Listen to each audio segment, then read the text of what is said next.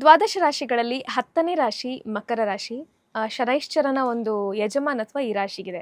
ಸಾಮಾನ್ಯವಾಗಿ ಶನೈಶ್ಚರ ಇದ್ರೆ ಅದು ಕೆಡುಕು ಅಂತ ಹೇಳ್ತಾರೆ.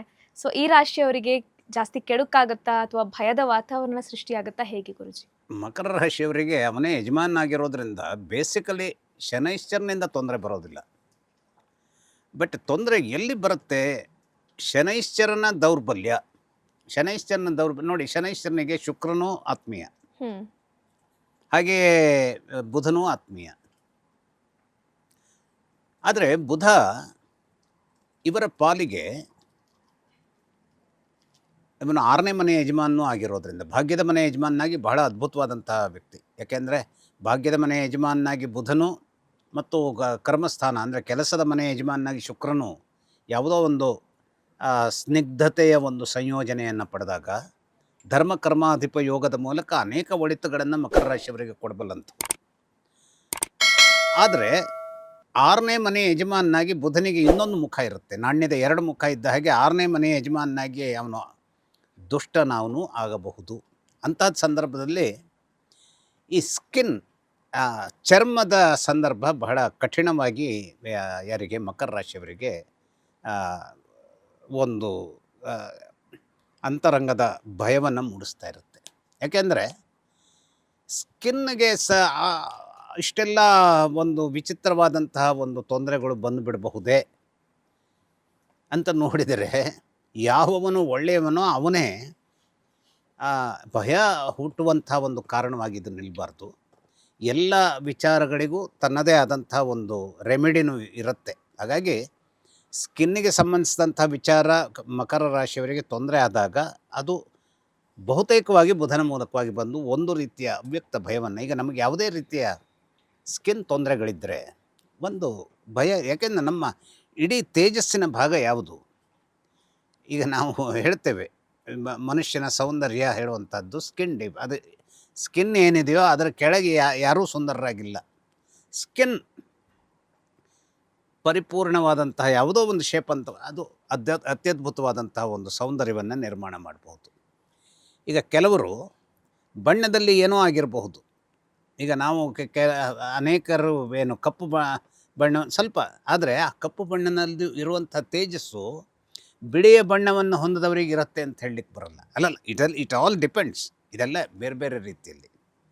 ಈ ರೀತಿಯ ಕಾಂತಿಯುಕ್ತವಾದಂತಹ ಒಂದು ಸ್ಕಿನ್ ಬುಧನಿಂದಲೇ ಸಿಗಬೇಕು, ಬುಧನಿಂದ ವಂಚಿತವೂ ಆಗಬೇಕು. ಆಗ ಸಹಜವಾಗಿಯೇ ವಂಚಿತಗೊಂಡಂತಹ ಜನ ಒಂದು ರೀತಿಯ ಸಮಾಜವನ್ನು ಎದುರಿಸೋದಕ್ಕೆ ಬೇಕಾದಂಥ ಭಯವನ್ನು ಹೊಂದಿರ್ತಾರೆ.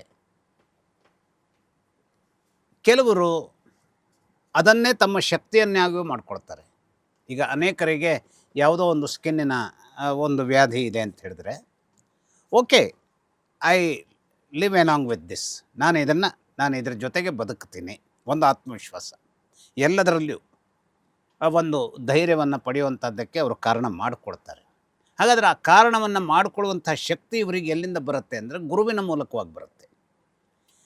ಆತ್ಮೀಯನೇ ಆದಂತಹ ಬುಧ ಇದ್ದರೂ ಕೂಡ ಒಂದು ರೀತಿಯ ಯಾವುದೋ ಒಂದು ದುರ್ಭರತೆಗೆ ಮಕರ ರಾಶಿಯವರನ್ನು ಆತ ದೂಡಿದರೂ ಅವರಿಗೆ ಬೇಕಾದಂಥ ಒಂದು ಆತ್ಮವಿಶ್ವಾಸವನ್ನು ಗುರು ನಿರ್ಮಾಣ ಮಾಡಿಕೊಡುವಂಥ ಒಂದು ವೈಚಿತ್ರ್ಯ ನಡೆದು ಬಿಡುತ್ತೆ. ಗುರು ಆ್ಯಕ್ಚುಲಿ ಇವರಿಗೆ ಒಳ್ಳೆಯವನಲ್ಲ. ಯಾಕೆ ಒಳ್ಳೆಯವನಲ್ಲ? ಅವನು ನಷ್ಟದ ಮನೆ ಯಜಮಾನ. ಹಾಗಾದರೆ ನಷ್ಟದ ಮನೆ ಯಜಮಾನ ಯಾಕಾಗಿ ಒಳ್ಳೆಯವನಾಗ್ತಾನೆ? ಆ ಇಡೀ ಕೆಮಿಸ್ಟ್ರಿಯೇ ಈ ಜಾತಕದ ವಿಚಾರದಲ್ಲಿ ಅದ್ಭುತವಾಗಿರುವಂಥದ್ದು ಇದು. ಯಾವಾಗ ಒಳ್ಳೆಯವರು ದುಷ್ಟರಾಗ್ತಾರೆ, ದುಷ್ಟರು ಯಾವಾಗ ಒಳ್ಳೆಯವರಾಗ್ತಾರೆ, ಯಾವ ಸಂದರ್ಭದಲ್ಲಿ ದುಷ್ಟರು ತಟಸ್ಥರಾಗ್ತಾರೆ, ಯಾವ ಸಂದರ್ಭದಲ್ಲಿ ತಾಟಸ್ಥ್ಯವರಿಂದ ಬೇಕಿತ್ತು ಅಂದಾವಾಗಲೂ ಕೂಡ ಅವರ ದುಷ್ಟತನ 20% ಇರ್ತದೆ ಅಂತಾದರೆ ಕೆಲವು ಸಂದರ್ಭಗಳಲ್ಲಿ ಅದು 70% ಆಗಿ ನಿಂತುಬಿಡ್ಬೋದು. ಅಂದರೆ ಆ ಕಾಲದ ಸಂದರ್ಭ ಹಾಗೆ ಬರುತ್ತೆ. ಈಗ ಜ್ಯೋತಿಷಿ ಹೇಳ್ತಾನೆ, ಇದು ರಾಜಯೋಗ ಇದೆ ಈ ಒಂದು ಜಾತಕದವರಿಗೆ. ಆದರೆ ಆ ರಾಜಯೋಗ ಯಾವಾಗ ಬರುತ್ತದೆ ಅನ್ನುವಂಥದ್ದನ್ನು ಕೂಡ ನಾವು ಆ ಕಾಲದ ಸಂದರ್ಭದ ಸಂದರ್ಭದ ಘಟಕದ ಗ್ರಹಗಳ ಮೂಲಕವಾಗಿಯೇ ಅರ್ಥ ಮಾಡ್ಕೊಳ್ಳುವಂಥದ್ದನ್ನು. ಈಗ ಹುಟ್ಟುವಾಗ ಒಂದು ರಾಜಯೋಗದ ಸಂದರ್ಭ ಅಲ್ಲಿ ಕಂಡರೂ ಆ ಸಂದರ್ಭದ ವಿಚಾರ ಸೂಕ್ತವಾದಂಥ ಸಂದರ್ಭದಲ್ಲಿ ಹದಗೆಟ್ಟಬೇಕು. ಈಗ ಒಂದು ರಾಜಯೋಗ ಇದೆ, ನನಗೆ 90ನೇ ವಯಸ್ಸಿನಲ್ಲಿ ಬಂತು ಅಂದರೆ ಅದು ಬಂದು ಏನು ಪ್ರಯೋಜನ? ಅದು ಪರಿಪೂರ್ಣವಾದಂತಹ ನನ್ನ ಒಂದು 25ನೇ ವಯಸ್ಸಿನಿಂದ 40ನೇ ವಯಸ್ಸಿನವರೆಗೋ 50ರವರೆಗೋ ಅಲ್ಲ. ಇವತ್ತು ಥ್ಯಾಂಕ್ಸ್ ಟು ಮಾಡರ್ನ್ ಮೆಡಿಸಿನ್ಸ್ ಇವತ್ತು ಎಲ್ಲರೂ ಸಾಧಾರಣವಾಗಿ 70ರವರೆಗೆ 80ರವರೆಗೆ ಸ್ಟ್ರಾಂಗ್ ಆಗಿ ಇರ್ತಾರೆ. ಅಂದರೆ ಎಲ್ಲರೂ ಇರ್ತಾರೆ ಅಂದರೆ ಅದರ ಅರ್ಥ ಅಲ್ಲ, ಆದರೆ ಆ ಲಾಂಜಿವಿಟಿ ಹಾಗೆ ಬೆಳೆದಿದೆ. ಸೊ 80ರಲ್ಲಿಯೂ ಆ ಒಂದು ಯಾವುದೋ ನಾನು ಮಾಡಿ ನಿಲ್ತೇನೆ ಅನ್ನುವಂಥ ಆತ್ಮವಿಶ್ವಾಸ ನಮ್ಮಲ್ಲಿ ಇಟ್ಟುಕೊಂಡ್ರೆ 80ನೇ ವಯಸ್ಸಿನಲ್ಲೂ ಕೂಡ ನಾವು ಏನೋ ಒಂದು ಅಗಾಧವಾದದ್ದನ್ನು ಸಾಧಿಸಿ ತೋರಿಸೋದಕ್ಕೆ ಒಂದು ಸೂಕ್ತವಾದಂಥ ವಯಸ್ಸೇ ಅದಾಗಿರುತ್ತೆ. ಇವತ್ತು ನಾವು ಮೊರಾರ್ಜಿಯವರನ್ನು ತಗೊಂಡ್ರೆ, ಮೊರಾರ್ಜಿಯವರು ಪ್ರೈಮ್ ಮಿನಿಸ್ಟರ್ ಆಗಿದ್ದು ಯಾವಾಗ? ಅವರು ಕಲೆಕ್ಟರಾಗಿ ಅಥವಾ ಬೇರೆ ಬೇರೆ ಆರ್ಥಿಕ ಮಂತ್ರಿಯಾಗಿ ತನ್ನ ಸಾಮರ್ಥ್ಯವನ್ನು ತೋರಿಸಿ ಹೆಸರನ್ನು ಪಡೆದಿದ್ದರೂ ಕೂಡ ಅವರಿಗೆ ದಕ್ಕಬೇಕಾದಂತಹ ಪ್ರೈಮ್ ಮಿನಿಸ್ಟರ್ ಪೋಸ್ಟ್ ಅವರಿಗೆ 82, 83ನೇ ವಯಸ್ಸಿನಲ್ಲಿ ಸಿಕ್ತು. ಅನೇಕರಿಗೆ ಆ ವಯಸ್ಸಿನಲ್ಲಿ ಸತ್ತು ಬಿಡ್ತಾರೆ. ಆದರೆ ಅವರಿಗೆ ಅದು ಆ ಒಂದು ಯಾವುದೋ ಅದೃಷ್ಟ ಅದನ್ನು ಒದಗಿಸಿತು 82ನೇ 83ನೇ ವಯಸ್ಸಿನಲ್ಲಿ. ಅಷ್ಟೇ ಅಲ್ಲ, ಅದನ್ನು ನಿಭಾಯಿಸಬಹುದಾದಂಥ ಶಕ್ತಿಯು ಅವರಲ್ಲಿತ್ತು. ಇವೆಲ್ಲ ಕೂಡಿ ಬರುವಂಥದ್ದು ಬಹಳ ಕಷ್ಟ.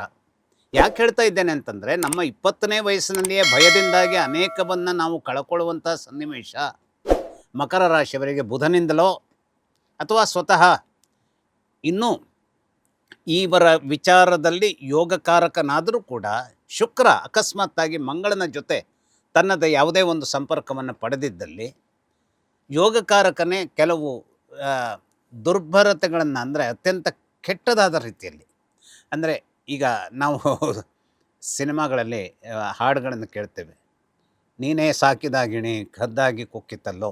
ಇದು ಹೆಣ್ಣಿಗೆ ಗಂಡಾಗ್ಬೋದು, ಗಂಡಿಗೆ ಹೆಣ್ಣಾಗ್ಬೋದು. ಆ ನೀನೇ ಸಾಕಿದ ಗಿಣಿ ಹದ್ದಾಗಿ ಕುಕ್ಕಿತಲ್ಲೋ ಅನ್ನುವಂಥ ವಿಚಿತ್ರ ಸ್ಥಿತಿಯನ್ನು ಶುಕ್ರ ಇವರಿಗೆ ತಂದು ಬಿಡ್ಬೋಲ್ಲ. ಯಾವಾಗ ಶುಕ್ರನಿಗೆ ಒಂದು ಮಂಗಳನ ಸಂದರ್ಭ ಕೂಡಿ ಬರಬೇಕಾಗತ್ತೆ, ಆ ಮಂಗಳನ ದುಷ್ಟಶಕ್ತಿ ಕೂಡಿ ಬರಬೇಕಾಗತ್ತೆ. ಮಂಗಳನ ದುಷ್ಟಶಕ್ತಿ ಕೂಡಿ ಬರಲಿಲ್ಲ ಹಾಗಾದರೆ ಶುಕ್ರ ಯಾವಾಗಲೂ ಕೆಟ್ಟದನ್ನು ಮಾಡೋದಕ್ಕೆ ಅವನು ಹೋಗುವಂಥವನಲ್ಲ.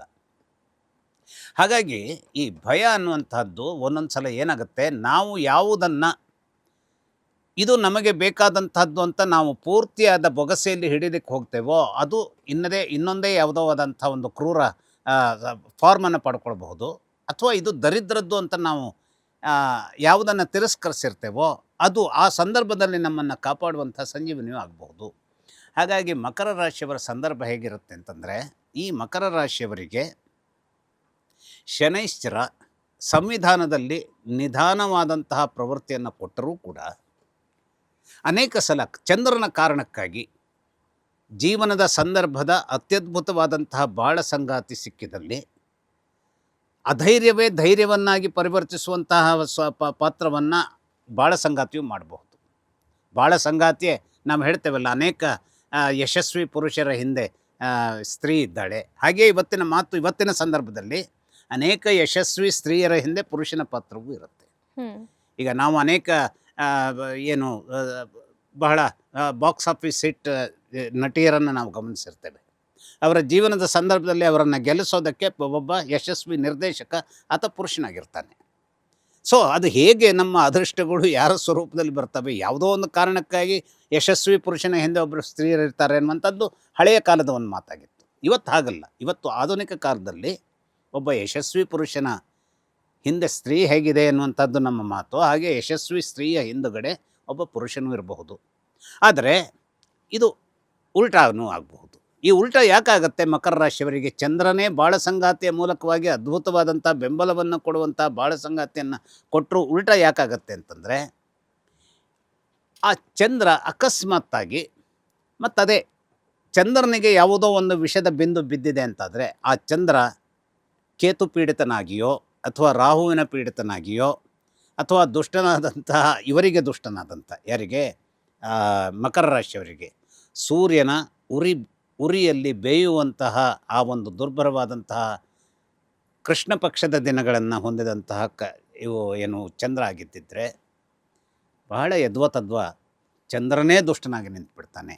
ಮತ್ತು ಚಂದ್ರ ದೌರ್ಬಲ್ಯವನ್ನು ಪಡೆದಂತಹ ಸನ್ನಿವೇಶ ಬಂತು ಅಂತಾದರೆ ಅದು ಯಾವ ಸಮರ್ಥವಾದಂಥ ನೆಪೋಲಿಯನ್ನಂತಹ ಸಂದರ್ಭದ ಒಂದು ಧೈರ್ಯಸ್ಥ ಇದ್ದರೂ ಕೂಡ, ಅಥವಾ ಇನ್ಯಾವುದೋ ಒಂದು ಹೆಸರನ್ನು ನಾನು ಹೇಳ್ಬೋದಾದಂಥ ಧೈರ್ಯಸ್ಥ ಇದ್ದರೂ ಕೂಡ, ಈಗ ಧೋನಿ ನಾವು ಏನು ಕೊನೆಯ ಓವರ್ಗಳಲ್ಲಿ ಸಿಕ್ಸರ್ ಹೊಡೆದು ಇದನ್ನು ಅಂತಹ ಧೋನಿ ಕೂಡ ಏನನ್ನೂ ಮಾಡಲಾಗದೆ ಹೋದಂತಹ ಸ್ಥಿತಿ ಬಂದು, ಅದನ್ನು ಈಗ ಬಿಡಿ ಅವನ ಅಂದರೆ ನಿವೃತ್ತಿಯ ದಿನಗಳಾಗಿದ್ದರಿಂದ ಸ್ವಲ್ಪ ಆ ಒಂದು ಅವರ ಬಲದ ವಿಚಾರದಲ್ಲಿ ಕುಸಿತ ಕಂಡಿರ್ಬೋದು. ಆದರೆ ಈ ಮ್ಯಾಚನ್ನು ಇವರು ಗೆಲ್ಲಿಸ್ತಾನೆ ಅಂತ ನಾವು ನಂಬಿದಂಥದ್ದು ಸಂದರ್ಭ ಇದ್ದರೂ ಅದು ಏನಾಗ್ಬೋದು, ಆ ಸಂದರ್ಭವೇ ಉಲ್ಟಾ ಆಗಿಬಿಡ್ಬಹುದು.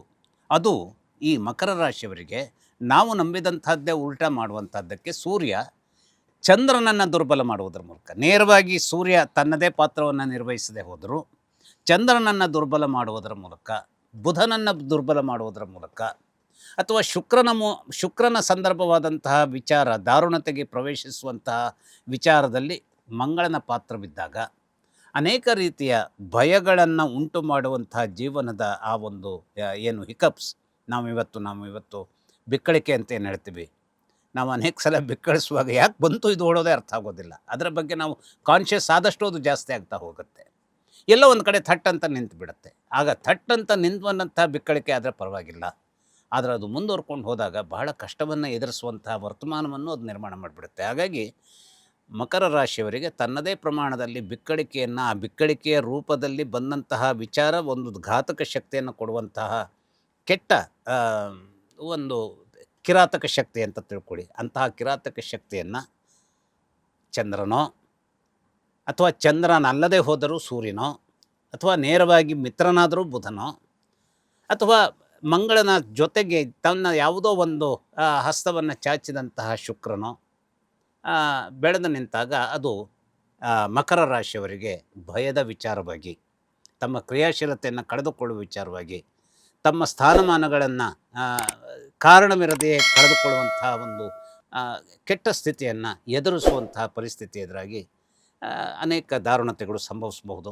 ಹಾಗಾಗಿ ವಿಶೇಷವಾಗಿ ಈ ಎಲ್ಲ ರೀತಿಯಲ್ಲಿ ನೀವು ಕೇಳಿದ್ರಲ್ಲ, ಯಾವ ಭಯಕ್ಕೆ ಇವರು ತುತ್ತಾಗ್ತಾರೆ, ಹೇಗೆ ತುತ್ತಾಗ್ತಾರೆ, ಈ ರೀತಿಯ ಸಂದರ್ಭ ಬೆಳೆದು ನಿಂತ್ಕೊಳ್ಳುತ್ತೆ. ನಂಬಿಕೆ ಅನ್ನೋದು ಯಾವ ರೀತಿ ಇವರಿಗೆ ಮುಳುವಾಗ್ಬೋದು, ಹಾಗೆ ಒಳಿತನ್ನು ಉಂಟು ಮಾಡ್ಬೋದು ಮಕರ ರಾಶಿಯವರಿಗೆ ಅನ್ನೋದ್ರ ಬಗ್ಗೆ ಮಾಹಿತಿಯನ್ನು ತಿಳಿಸಿಕೊಟ್ರಿ. ಧನ್ಯವಾದ ಗುರುಜಿ. ನಮಸ್ಕಾರ. ಲೇಟೆಸ್ಟ್ ಹಾಗೂ ಇಂಟ್ರೆಸ್ಟಿಂಗ್ ಸುದ್ದಿಗಳಿಗಾಗಿ ಬಾಸ್ ಟಿವಿ ಕನ್ನಡ ಚಾನೆಲ್ನ ಸಬ್ಸ್ಕ್ರೈಬ್ ಮಾಡಿ. ಹಾಗೆಯೇ ಬೆಲ್ ಐಕಾನ್ ಪ್ರೆಸ್ ಮಾಡಿ. ಇದರ ಜೊತೆಗೆ ಫೇಸ್ಬುಕ್, ಇನ್ಸ್ಟಾಗ್ರಾಮ್, ಎಕ್ಸ್ನಲ್ಲೂ ಮಿಸ್ ಮಾಡದೆ ಫಾಲೋ ಮಾಡಿ.